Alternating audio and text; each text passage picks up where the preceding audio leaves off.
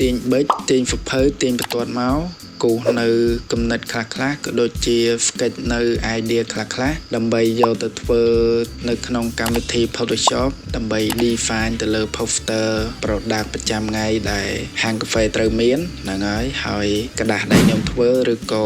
artboard ដែលខ្ញុំធ្វើនេះគឺ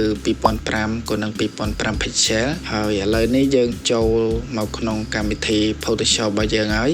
ខ្ញុំគូសទៅនឹង Ellipse tool ហ្នឹងហើយ Ellipse tool មួយហើយគូសទៅខ្ញុំដាក់ទៅនឹងពណ៌ឲ្យពណ៌នេះគឺយកពណ៌គោលរបស់ logo ហាងយកមកដាក់តែម្ដងហើយកែទៅនឹងពលឺអីតិចតួចឲ្យមើលទៅសមនឹងគ្នាតបមកគឺខ្ញុំយក product ហ្នឹងយកមកដាក់ product គឺថ្ងៃនេះគឺខ្ញុំធ្វើច្រើនដែរតែដំបូងយើងធ្វើគំរូមកហើយយើងចាប់ផ្ដើម copy យកទៅដាក់នៅក្នុង artboard ផ្សេងទៀតដើម្បីចំណេញពេលវេលាហើយយើងដូរតែ product ទេអញ្ចឹងហើយយើងដាក់ឈ្មោះទៅនឹង product មួយទៅហើយ product ទី1របស់ខ្ញុំគឺថូសម្រាប់គោះកាកាហ្វេហ្នឹងហើយកន្លែងកាហ្វេបើយើងមានផៅគោះមួយនេះគឺស្រួលចំណេញកុំឲ្យកាហ្វេរ៉ាត់រាយហើយខ្ញុំបង្កើតនៅ3 artboard ទៀតមាននៅម្សៅគោ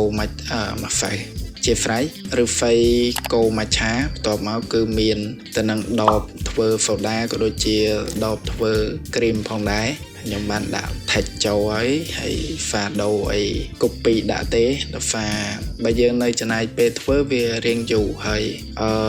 មាននៅ mocha pot អីដែរ product ដែលខ្ញុំធ្វើទាំងអស់នេះគឺខ្ញុំធ្វើរយៈពេលយូរដែរគឺចូល1ម៉ោងជាងដែរហ្នឹងហើយតើតា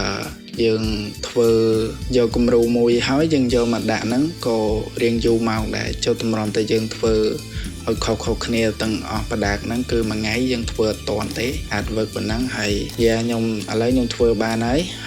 ខ្ញុំ export ទៅទាំងអស់គ្នាគិតមិនដែរលទ្ធផលហើយខ្ញុំនឹងផុសរូបភាពនេះនៅក្នុង page របស់ខ្ញុំជួបខ្ញុំនៅវីដេអូក្រោយទៀតបាយបាយ